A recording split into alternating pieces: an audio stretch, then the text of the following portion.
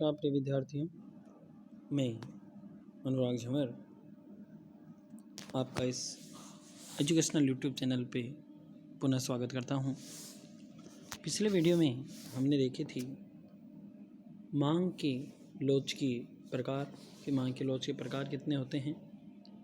आज का जो वीडियो है उसमें हम देखेंगे मांग की कीमत लोच की श्रेणियाँ या मात्राएँ।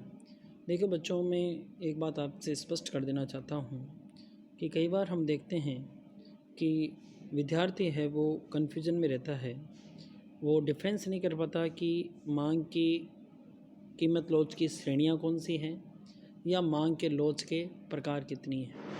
तो देखिए, जब मांग के लोच के प्रकार पूछे जाएं तब तो मैंने आपको जो पिछले वीडियो में बताए थे कि मांग की मूल्य लोच होती है, कीमत लोच होती है एक, तो दूसरी आपकी आय लोच होती है, तीसरी आपकी आड़ी या तिरछी लोच होती है।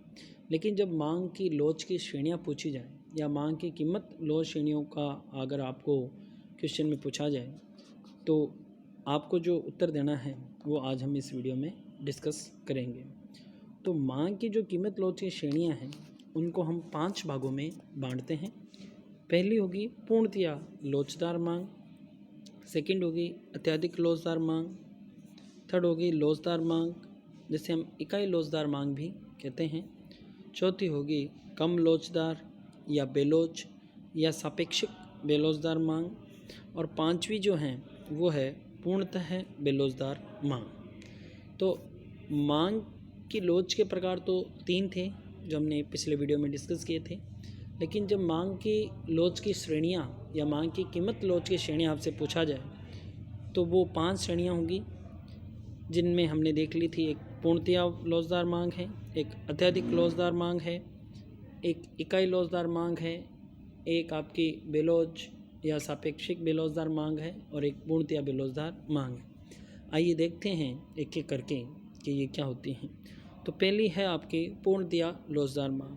इसमें आप डायग्राम देखिए, इसमें जो डिमांड कर्व होता है डी जो आप देख पा रहे हैं, ये डी हॉरिजॉन्टल होता है, क्षैतिज होता है, समतल होता है, जिसमें आपको किसी भी प्रकार का परिवर्तन नहीं दिख रहा होगा। यहाँ पे हम ये मानते हैं कि ये जो आप देख रहे हैं कि इसमें जो प्राइस 1, प्राइस 2, प्राइस 0 जो आपको दे रखी है, इसमें ये है कि कीमत में इतना कम परिवर्तन होता है, ये एकदम न्यून परिवर्तन होता है जिसको हम ग्राफ में ढंग से प्लॉट भी नहीं कर पाते, पहले वाले प्राइस और दूसरे वाले प्राइस में अंतर भी नहीं कर पाते। लेकिन उसके बावजूद मांगी गई जो मात्रा है उसमें बहुत सारा डिफरेंस आ जाता है। देखिए, आप P1 में मांगी हुई मात्रा अलग है, P0 में अलग है, जबकि P2 में अलग है, जबकि प्राइस जो लगभग हैं वो क्या है, समान है, लेकिन फिर भी मांग में इतना ज़्यादा परिवर्तन होता है। और चूंकि हमने पहले भी आपको कहा प्राइस में इतना माइन्यूट डिफरेंस है जिसको हम दर्शा भी नहीं सकते ग्राफ पे, लेकिन मांगी गई मात्रा में उसका बहुत अत्यधिक प्रभाव पड़ता है। तो इस तरह की जो लोच है उसको पूर्णतया लोचदार मांग कहते हैं। अब हम देखते हैं, जब वस्तु की कीमत में बहुत ही न्यून या अत्यंत ही सूक्ष्म परिवर्तन हो लेकिन उसके बावजूद भी मांग में बहुत अधिक परिवर्तन हो जाए तो उस वस्तु की मांग हम पूर्णतः लोचदार कहेंगे। इसमें देखो E = इन्फिनिटिव का ये जो आपको साइन दिया हुआ है, इसका मतलब है कि यहाँ जो लोच है वो अनंत है, इस लोच को आप माप ही नहीं सकते। और ये देखिए, ये ज़्यादातर किताबी बात है, सैद्धांतिक तौर पे ये हम इस लोच की श्रेणी को हम बांटते हैं। व्यवहारिक में ये हमको इस प्रकार की लोच की श्रेणी देखने को नहीं मिलती। तो आप देखिए, पूर्णतया लोचदार मांग वो होगी जिसमें प्राइस में इतना न्यून परिवर्तन होता है कि जिसको हम ग्राफ में प्लॉट भी नहीं कर सकते, एकदम माइन्यूट न के बराबर का डिफरेंस होता है, लेकिन फिर भी मांगी गई मात्रा में बहुत ज़्यादा परिवर्तन होता है। जैसे मैं आपको उदाहरण बताऊँ, कोई कार है, उसकी प्राइस 25 लाख है, अब उसकी प्राइस को घटा के 24,99,999 कर दिया, तो आप देखेंगे कि 25 लाख में से केवल 1 रुपया कम हुआ, लेकिन उसकी कार की जो डिमांड है वो पहले मान लो 100 कार थी, अब 200 हो गई, तो मांग में तो बहुत वृद्धि हुई, नहीं जबकि कीमत में बहुत कम अंतर हुआ, जिसको हम कहेंगे कि नगण्य है, अंतर का कोई मतलब भी नहीं है। तो ऐसी स्थिति में जो मांग देखने मिलती है उसको हम पूर्णतया लोचदार मांग कहते हैं। दूसरी अत्यधिक लोचदार मांग। देखिए, अत्यधिक लोचदार मांग में आप कर्व देख रहे हैं कि ये जो डी कर्व है ये हॉरिजॉन्टल के नज़दीक है।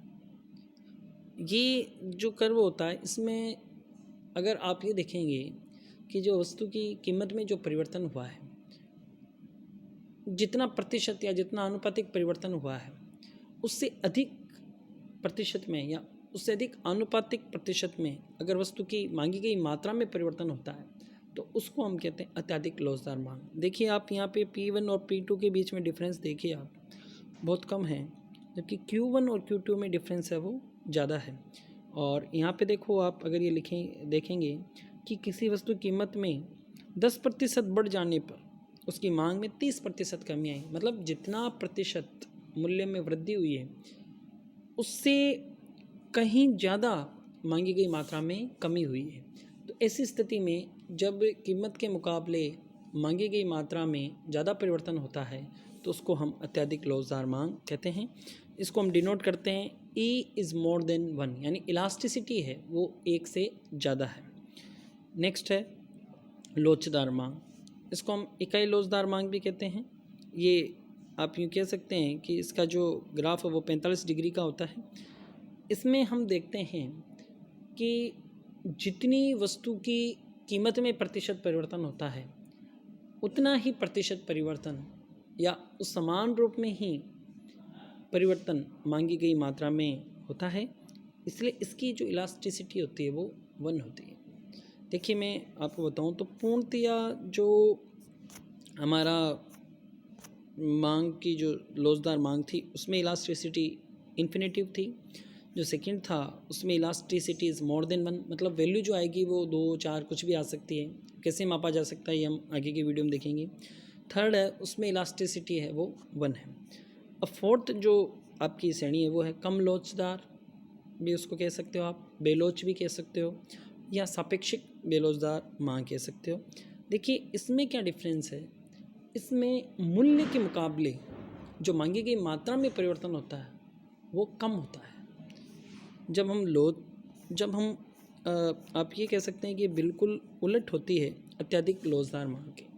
अत्यधिक लोचदार मांग में तो हमने देखा है कि कीमत में जो प्रतिशत परिवर्तन हुआ उससे कहीं अधिक मांगी गई मात्रा में हुआ है, जबकि कम लोचदार या बेलोच या सापेक्षिक बेलोचदार मांग में जो परिवर्तन हुआ है उसमें ऐसा होता है। देखिए आप जैसे इसमें कि कीमत में तो 20% का बदलाव हुआ लेकिन मांगी गई मात्रा में 5% का ही परिवर्तन हुआ है, मतलब जितना परिवर्तन कीमत में होता है उससे कम परिवर्तन आपकी मांगी गई मात्रा में होता है। और यहाँ पे जो इलास्टिसिटी है वो लेस देन 1 है, मतलब जब इसको हम फॉर्मूले में जब इसकी इलास्टिसिटी हम निकालते हैं तो वो 0 से तो ज़्यादा आती है लेकिन 1 से कम आती है। अगर 1 आती है तो वो इकाई लोचदार है, 1 से ज़्यादा आती है तो वो आपकी अत्यधिक लोचदार मांग होगी, इन्फिनेटिव आती है तो वो आपकी पूर्णतया लोचदार मांग होगी, और 1 से कम आ रही है तो वो कम लोचदार या बेलोच मांग है। पांचवा जो पॉइंट है वो है पूर्णतया बेलोचदार मांग।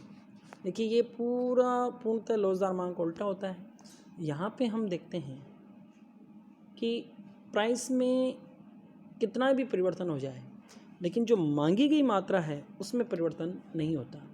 ये भी सैद्धांतिक रूप में ही है, व्यवहारिक रूप में इसका भी प्रयोग आपको देखने को नहीं मिलता। ये ज़्यादातर उन वस्तुओं पे लागू होती है जो अनिवार्य वस्तु होती है जीवन जीने के लिए, जिनको यूज आपको करना ही होता है। अगर वो सस्ती हो गई तो आप उसका प्रयोग नहीं करेंगे। जैसे कीमोथेरेपी होती है कैंसर में, अगर वो सस्ती भी हो जाए तो आम आदमी उसको नहीं लगाएगा, और अगर थोड़ी महंगी भी है फिर भी अगर आपको आवश्यक है तो फिर भी आप उसको लगाते हैं। तो ये पूर्णतया बेलोचदार मांग में हम देखते हैं कि जब किसी वस्तु की कीमत में तो अत्यधिक परिवर्तन हो लेकिन उसकी मांगी गई मात्रा में अत्यंत सूक्ष्म परिवर्तन हो, या ऐसा परिवर्तन जिसको हम माप ही नहीं सकते, तो यहाँ पे जो इलास्टिसिटी होगी वो शून्य होगी, और इसको हम पूर्णतया बेलोचदार मांग कहेंगे। और इसमें जो कर्व होगा वो आपका वर्टिकल होगा, लंबवत होगा। तो देखिए जब पूर्णतः लोचदार मांग होती है तो वहाँ पे हॉरिजॉन्टल या क्षैतिज कर्व होता है, लेकिन जब पूर्णतः बेलोचदार मांग होती है तो उसमें वर्टिकल या लंबवत कर्व होता है। तो आज की वीडियो में हमने देखा कि मांग की लोच की श्रेणियाँ कौन कौन सी होती है। मैं पुनः दोहरा रहा हूँ, आपको कंफ्यूज नहीं होना है कि मांग की लोच की श्रेणियाँ कौन सी हैं और मांग के लोच के प्रकार कौन से हैं। मांग के लोच के प्रकार हमने पिछले वीडियो में देखे थे। आज की जो वीडियो है उसमें हमने जो डिस्कस किया वो मांग की कीमत लोच की श्रेणियाँ की है। यहाँ पे मैंने आपको ये शॉर्ट रूप में समझाया है। जब आपके पास क्वेश्चन आए तो आप उसको बड़े ढंग से समझाएं। बुक को भी आप देख लीजिए एक बार, ताकि आपको ये पूरा समझ में आए। ये कर्व ज़रूर बनाएं आप, है ना। यहाँ तो मैंने समझाने के लिए स्क्रीन के हिसाब से छोटे छोटे बनाएं।